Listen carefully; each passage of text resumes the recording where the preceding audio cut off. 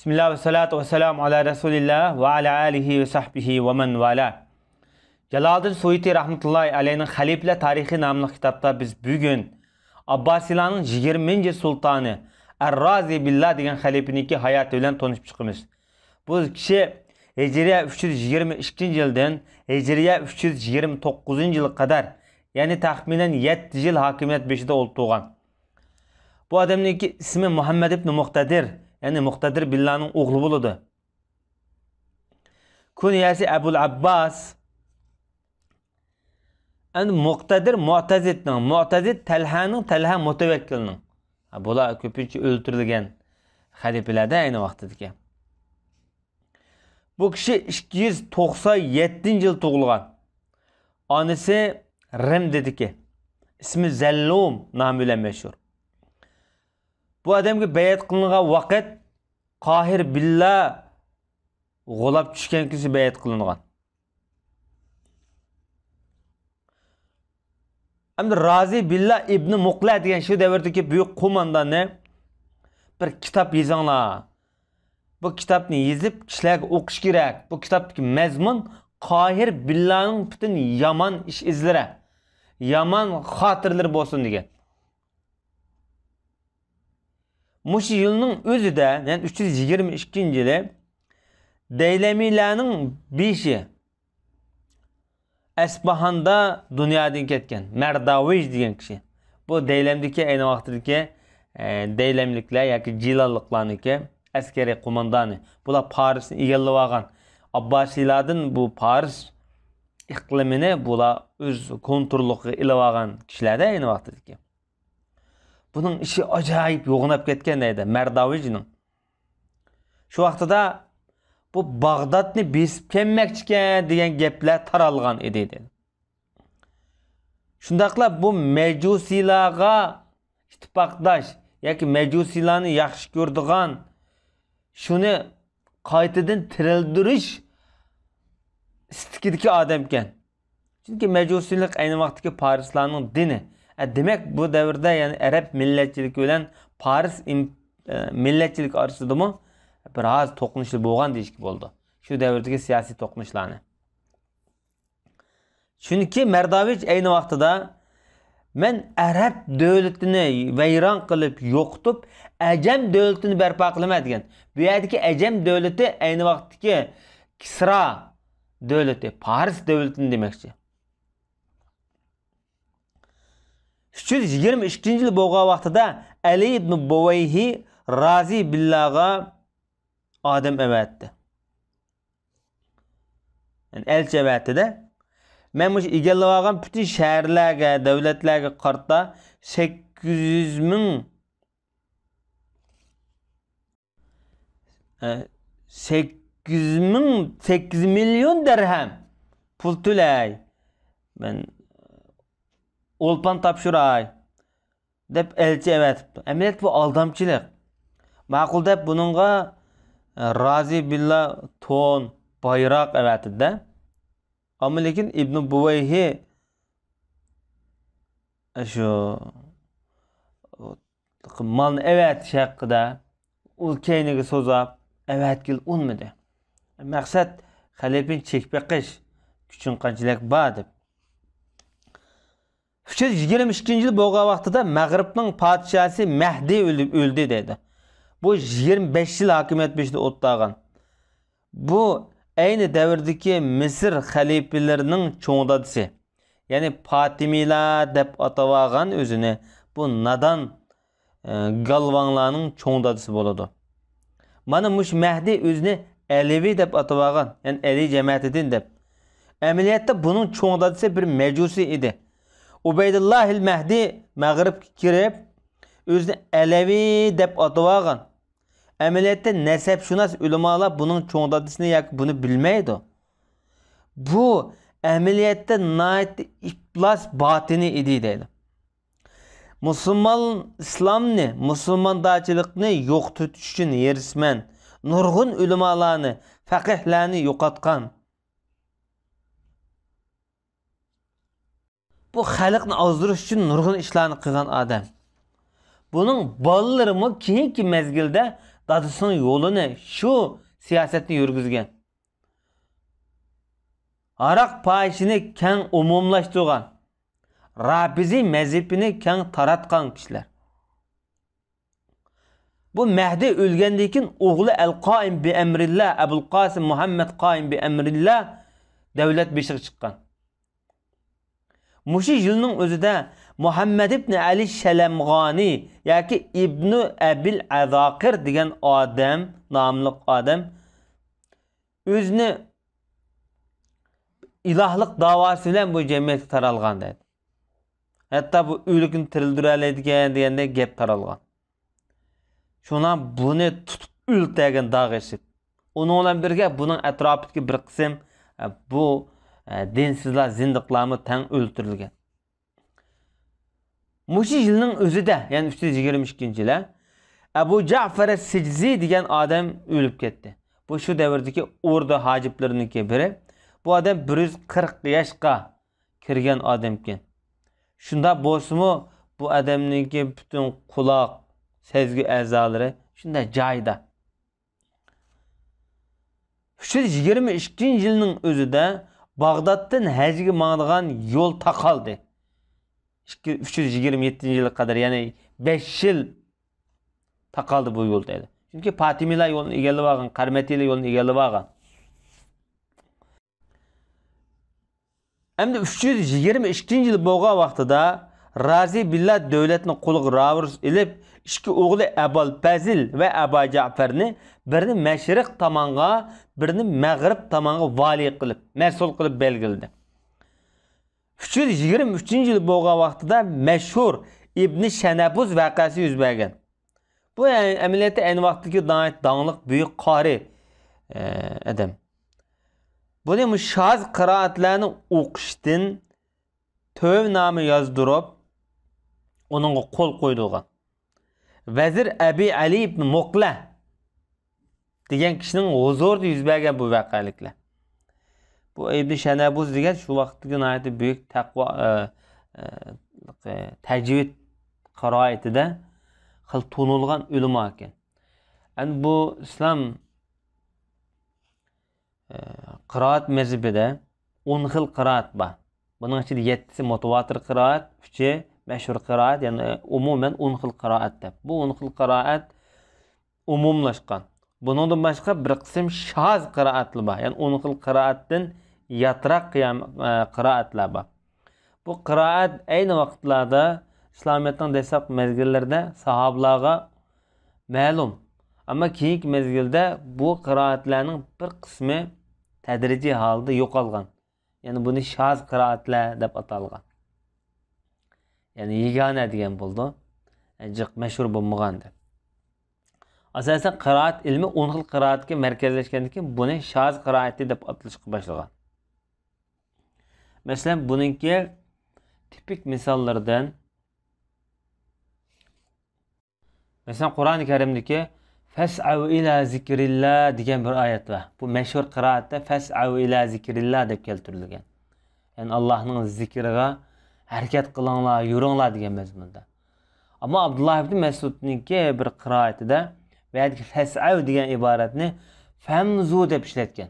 Yani Fes'av ila zikrillah emas, famzu ila zikrillah deb o'qilganda bu qiraat. Bu keyingi mezgilde mesela sahabeler devirdiki Osman ibn Affan Kur'an-ı Kerim'ge yezip kaldığın qiraatning yezilish şekliga xilaf holatda o'qilgan. Hozir Qur'onda mesela famzu deb gap yo'q. Fas'av deb bor. Mush fas'avni famzu deb o'qiganda İbn Şenebuz degan adam. Şunlaşqa aynı vaqtida bu xalifalar zamanida, Razi Billahning zamanida buni to'y qildigan. Sen shaz qiraat o'qimaysan deb.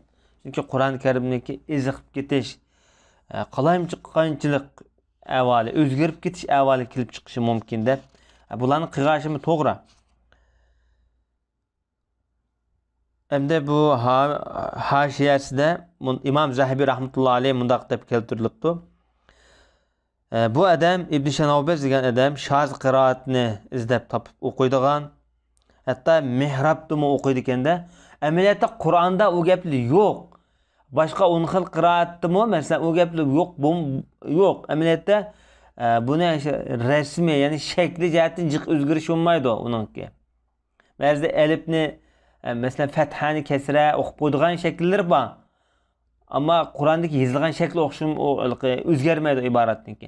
Shaz qiraatda iboratning, jumlaning, kalimaning o'zi o'zgarib ketadi. Bayon qildik. Demak, bu odam mihrobda o'qib, boshqa qorilarga yomon inkos berib qo'ydi-da hamda shu vaqtida. Bu vaqtda jiq munoziralar bo'lib ketgan. Hatto bir qism kishilar buning o'qigan qiroatni inkor qilishgan. Bu odamni qo'lga elib ulamolarni, mush Ibn Muqla degan vazirniki o'ylisiga akirib, shu davrdagi nurg'un ulamolar bu odamning qilmishini inkor qilgan. Hatto bu odamni jazolayli deb maslahat berishgan. Bu odamni yalang'ochlab 10 darra qattiq urgan to'qmoq bilan. Qamchi bilan degandek. Bu odam oxirida tövbe qilay deb tövbe nomusini o'qigan u yerda. Kiyimini kiygizib, tövbesini qabul qilib, yo'lga qo'yib qo'ygan. Ammo lekin bu odamniki duosi bek ijobat bo'lgan odam ekanda, bu odam shu vaqtida vazir Ibn Muqlaga, ya'ni jazolagan vazirga duo qilgan ekan. Beddua. Alloh taolo qo'lini kesversin buni deb. Degandek Alloh taolo mushu baloy afat berib, vazirning qo'li kesilgan, ajoyib ig'ir xo'rliqlarni boshidan o'tkazgan. Bu vazir Ibn Muqla. Bu odamniki tarjimali mushunchalik o'tabdi. Yani 323-yil bo'lgan vaqtda Bag'dodda qattiq bir ig'ir shamol chiqib, butun dunyo qordab ketgan. Asrdan Shamgacha qap-qorong'i bo'lib ketgan edi, deyildi. Hijriya 323-yil bo'lgan Zilqa'da edi, ya'ni yilning oxirida bu kechida yulduzlar pach-pach ulab ketdi deydi. Bunda bir avval ko'rilib boqmagan. Bölünüp bu yanga parçalanıp mütaq avval yüz bergan deydi. Hijriya 324-yil bo'lgan vaqtida Vasitning amiri Muhammad ibn Ra'iq degan odam Vasit va Bag'dodning atrofidagi joylarga va shu davlatning umum ishlarini qo'lga ilib olgan. Bu vaqtda ham Amirul Umara Shahzodalar shahzodasi nomi bilan mashhur bo'lgan. Bu yangi shu davrdagi ijod qilingan bir harbiy amaldorlik tuzumi. Muhammad ibn Ra'iq qo'lga butun davlatni ilib olgan bu odam. Bu qo'lga ilib olgandan keyin shu vazirlik, onundan boshqa shu divan mahkamasi qatorliq avvallar hammasi palajaga tushib qolgan. Chunki Muhammad ibn Ra'iq va buning amaldorlari, odamlari, aciplari devletin umum işlerini kontrolga ilib olgan. Hatta devletga keladigan mol dunyomi Muhammad ibn Ra'iq keladi. Baytul Mal xalifning qo'lidagi davlat moliyasi qup-quruq. Razi amaliyotda buningdan shakl qo'chaq deydi. Buning ismi lamba amaliy huquqiy qo'shtalat qilib qolgan. Hijriya 325-yil bo'lgan vaqtida davlatning nizomi acayip ig'ir nuqsonga uchrab, davlat qarshi chiquvchi bir qism kishilarniki talon-taroj qilishiga uchragan bo'lsa, yana bir tarafdan valiylar davlatga o'lpon topshirmaydigan bo'lib qolgan. Demak, davlatningki turli valilari chochma bir bekliklar var mesela. İttifaqsız. Şundaqlan bo'lib qolgan. Razining qo'lida faqat Bag'dodning atrofidagi masalan Sevat ravini bu Dejlilan Furat daryosi orasidagi orliqlar mushallam qilib qolgan deydi. Amaliyotda Muhammad ibn Ra'iq Razining shu chulurni inkini tutib olgan bo'lsa-mu, amaliyot qilib kuchli qo'mondan atrofdagi sirtdagi qo'mondonlar bu odamning bu qilmishiga qarab turolmay davlatga qarshi chiqqan va yoki ish tashlagan bunda avvallar mavjud. Demak, bu zamonda ummatning ishlari ajoyib ojizlashgan. Abbasiylar davlatning asosi ojizlashga boshlagan. Ojizlagan. Qaromatilar, bid'atchilar viloyat iqlimlarini egallab olgan. Eyni devirdeki Endulus padişahı emir Abdurrahman ibn Muhammed el-Umevi el-Mervani bunun iradesi küçüyüp xilafetki emeliyeti men en layık adam dep özünü en-Nasir lidinillah emiril mu'minin dep atagan. Endulus'un köp kısmını egellep algan. Azırkı Endulus Fransiyaniki bir kısmı, Portugaliya, ondan başka azırkı İspanya kamile. Muş diğerler aynı vaxtda Endulus dövleti dep atalgan. Bular Abbasilardan ayrım bir devlet. Esi Umeviler devirde Umeviler qaraydigan bolgan bilen Abbasilar egellegenden keyin bu Umevi şahzadesi egellenip yani Abdurrahman'ı dahil degan birinci emir. Bu bölüp algan bu yani. Ama 325-yılga kelgan vaqtida bu Abbasilar halifenin acizligini görüp, "Esli men halifenin cemaati oğlu men tutsam, men bunun layık" dep derhal halifelik e'lon qilgan.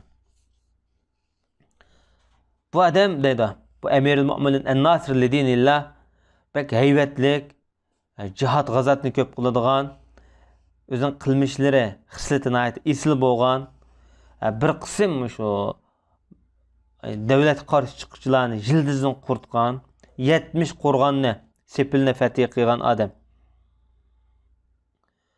Şu mezgilde dünyada halife 3'ge aylandi. Bag'daddagi Abbasi halifesi, Endulus'taki bu halife, Qayrovandagi Mahdi, Fatimi halifesi. Birla devirde 3 halife. 326-yıl bo'lgan vaqtida Bechkim, bu Türk kumandan Muhammed ibn Rayiqqa qarshi chiqib, onun ustidan g'alaba qildi. Muhammed ibn Rayiq bukib oldi, qochib ketdi. Bechkim Bag'dadga kirib, Razi billah buni yani hurmatlab, onun darajasini ko'tarib, buni Emirul Umara, yani şahzadiler şahzadisi, emirler emiri yoki leşkeri kumandan yoki Sang'unlar Sang'uni degandek nom bilan bu adamlar hatta Bag'dad ve Xurasanning emirligini mansibini berib etdi bu yerda. Hijriya 327-yıl bo'lgan vaqtida Abu Ali Ömer ibn Yahya al-Alavi Qarmatilarga, ya'ni Bahraynga xat yozdi. Chunki bu adam shuni yaxshi ko'radi deganda shu vaqtida. Bu Abu Ali Ömer ibn Yahya degan bu Alavilardan bo'lgan shu Fars tarafda o'tgan bir kishi hamda Ali jamoatidan. Bir hojilarning yo'lini ichib etgan bo'lsang, her tugiga 5 dinar pul bersa davlatdan degandiki ma'qul deb bu Qarmatilar yo'lni ochgan, kishilar haj qilishga boshlagan. Mana bu tarixda hojilardan tunji qatim ilingan baj bu. Tarixda tunji qatim hojilardan mush vaqtda baj ilingan. Mush davr ta yaqin qadar hozirgi shakli o'zgardi buniki. Yaqin qadar davomlashgan. Masalan Makkadan Madinaga yoki kelgan vaqtida mushtaq tugini elib mağdigan, yötlaydigan karvallı boludu. Bir tugiga minidi, şuna pul verdi, Mekke bilan Madinening oralig'ida olib berib ekilib qiladi burun qajilni. Yoki bo'lmasa mush karvallini maqabiliga yo'lda sotadigan ishlar bor ayni vaqtlarda. Agar sal bilan pul bermay qilib qolsa yoki boshqa qabilalar hujum qilib qolsa, darhol hojilarning butun hech narsa qolmaydigan gap. Tam mush podsha Malik Abdulaziz taxtga chiqqan qadar mush avval davom etgan hojilarning qabilalarniki bajilish ishlari. Hijriya 328-yıl bo'lgan vaqtida Bag'dad ig'ir bir suv ostida qoldi dedi. Bu suvning shu o'sgan milqi shu vaqtdagi shaharniki o'lcham bo'yicha 19 gaz kelgan dedi. Suv nisbati tamoq chiqqan. Xalqlar, nurg'un hayvonotlar g'arq bo'lgan. Nurg'un uylar vayron bo'lib, dim tushgan, o'rlib tushgan. Hijriya 329-yıl bo'lgan vaqtida Razi kasal bo'lib qolib, Rabiul oxir oyida o'lib ketdi. Bu shu vaqtida 31 yosh, hech kichik, o'zbek, mard, kangqo'l, adib, shoir, fasohatlik ulamolarni yaxshi ko'radigan odam edi. Bunun bir she'rlar to'plami bor edi. Bag'aviy va undan boshqa turli ulamolardan hadis anglagan, hadis o'rgangan odam edi. Hem de Razi Billah'nın artıqçılıqlardan, faziletlerden, Hatibul Baghdadi degan adam şunaq deydi. Razi'nin nurgun faziletleri var. Cümleden bu xalifeler içinde en ahırdaki xalife. Şerla toplumu var. Onun degan xalifelerin şerla toplumu yok. Ondan başqamış qo'shin ne? Başquruş, mal dünyani başquruş işlerde en yegane bo'lgan en oxirgi xalifa dedi. Keyin xalifalar asosan qo'cha qulab ketgan. Juma kuni xutba o'qigan en oxirgi xalifa. Keyin xalifalar unda bo'lmagan bo'lishi kerak. Onun ustiga o'zining so'rindoshlari bilan, adashlari bilan birga o'tgan en oxirgi xalifa. Qolgan xalifalar ya pardaning ichida o'tirdi, ya erkin ichilib yurmaydi. Bu Razi Billah'nınki tartuqları, mukafatları, işleri töd en burun o'tağanlar tertip boyunca taqtildi ekende işleri. Töy boyunca. Onun ustiga şu konu qadim qilaning, konularning kimi bilan safar qilgan en oxirgi xalifa dedi. Keyin xalifalarniki kiyim-kechaklari, masalan, bu jihatdan jiq o'zgargan bo'lishi mumkin. Razi'ninki şerden tövendeki şer o'qib o'taylik. Her qanday sap, süzük narsalar dug' bo'ladi deydi. Her qanday ishlar ehtiyotga yuzlandi. Yani diqqat qilmish bo'lmaydi degan. Yoshlik bu oxiri o'limga yoki kadr degan narsa dug' degan gap masalan, laysu degandek mazmun ishlatildi. Yani ishlar xalallashidi, yoki kasal bo'ladi, ishlari oqsaydi dedi. Yoshlikning mutaq mazgillari bo'ladi dedi. Choch nima degan yaxshi nasihatchi odamga, odamga ogohlantirish berdi dedi. Odamning choch soqol oqagandan keyin bu odamga bir xil ogohlantirish, o'limdan iborat bir ogohlantirish dedi. To'la umidni xiyolni jiq qilgan odam yoki mag'rurlik, yani oldinayotgan, gangrab qolgan odam, bizning burunqilar qana ketdi-ku ular, izi qoldi ularning. Hatto izini yo'qolib ketdi, o'chib ketdi. Ulug' Parvardigor, xatoligimni mag'firat qilgin. Sen eng yaxshi mag'firat qilguvchi ulug' Parvardigor degan. Mana bu kishiningki she'ri. Abul Hasan ibn Razqavi İsmail al-Xutabi'dan rivoyat qilib, bu kishi mundaq deydi. Bana Razi rozet ikincisi adam evetip dedi. Qışıq kelsem dedi ki İsmail men kishilarga bir namoz o'qib beray deganda. Men duoda men o'zimga nima deyman namozning oxirida dedi. Birdan turib ketib Padişahim mundaq deslar. Estaizu billah. Rabbi evzi'ni en eşkur ni'metike allati en'amte aleyye. Ulug' Parvardigor, bana sizlar in'om qilgan ne'matlarga shukr qiladigan bir kuch quvvat, himmat iroda ato etsinlar degan bo'ladi. Shu oyatdagi shu mazmunda deslar debdi. Menga mundaq dedi. Yetar deb. Anda men kendimden qaysam bir xizmatchi kelibdi, ergishib, menga 400 dinar pul bergan edi dedi. Demak, buning fazilati haqida bu bayon qilingan. Bu nima degan vaqtida endi odam degan ozmaydigan odam yo'q.